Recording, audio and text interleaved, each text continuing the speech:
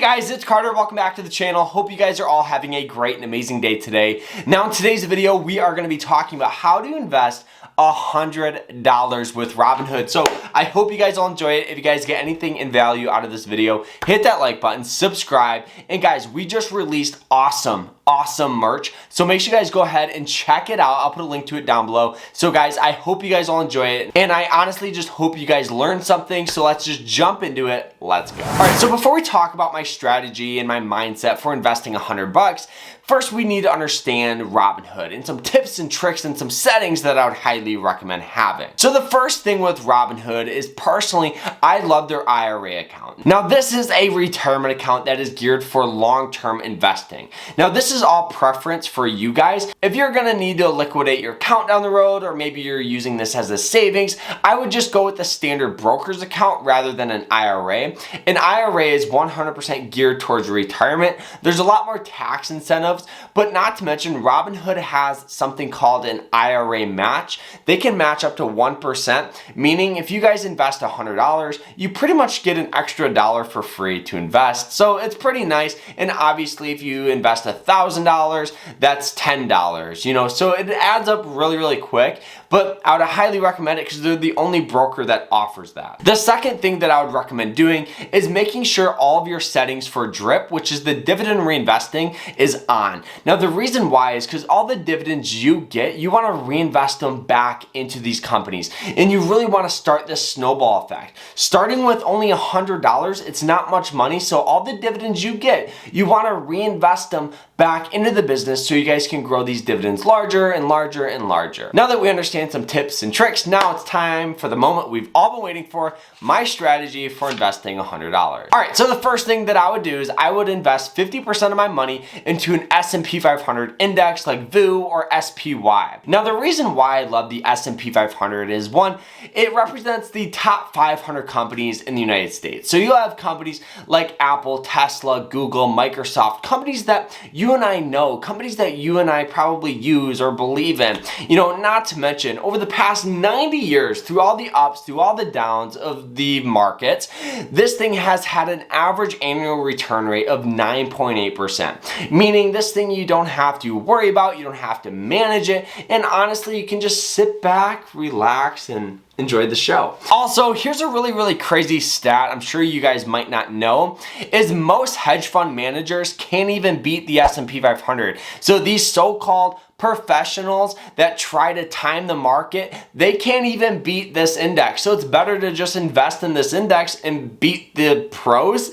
So I'd highly recommend just investing 50% or $50 into this. You'll definitely not regret it. All right, so the second thing that I would recommend doing is taking 20% of your money and just investing into blue chip companies.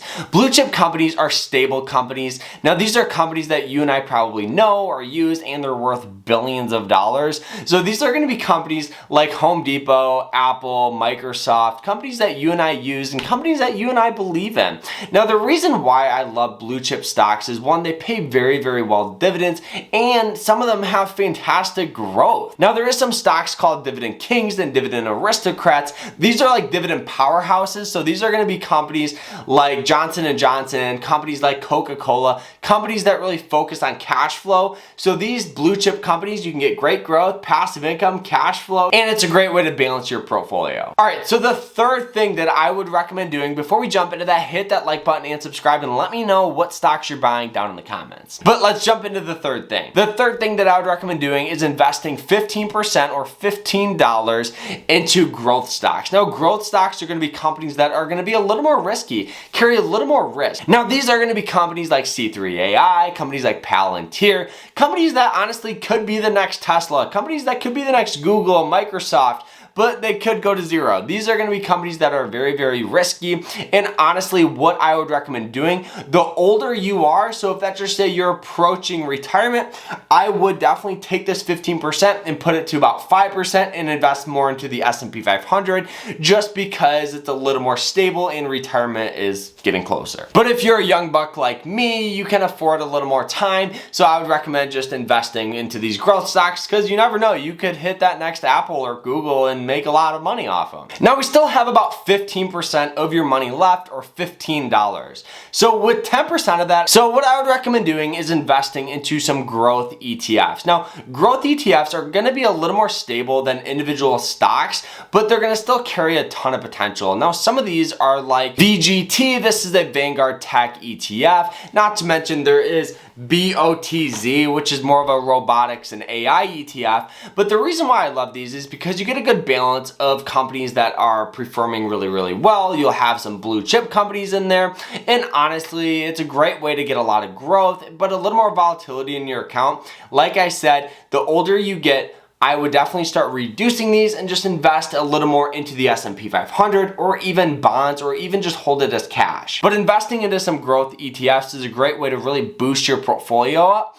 I know, looking at my portfolio, a lot of my ETFs over the past year, honestly the past 5 years, has been performing really, really well. So it's just a little tip that I would recommend doing. Okay, so we still have about 5% of my money left, or about $5 left to invest. But what I would recommend doing with that is honestly just leaving it in your portfolio as cash. Now, the reason why is because any company that you believe in that sells off a little bit, or maybe an ETF sells off, or the market sells, or even the market crashes, it gives you a little cash where you guys can buy some of those dips so you guys can make more money, because you never want to buy at all-time highs. You always want to try to buy low and sell high. So if something sells off, you definitely could buy low and possibly sell it higher. And not to mention, if you ever need to have that cash, it's a lot easier to liquidate and put it back into like your checking account. It only takes a couple of days. But guys, that is honestly how I would invest $100. Now, I broke it down by percentages. So if you guys have $1,000, you can take 500, invest in the S&P 500, 20% into blue chip stocks, and all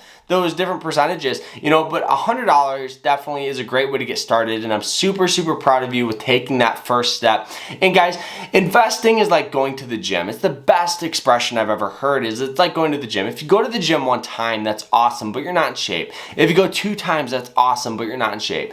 In order to get into shape, you have to go consistently. Investing is the same way. In order to become a wealthy investor, you do have to invest consistently.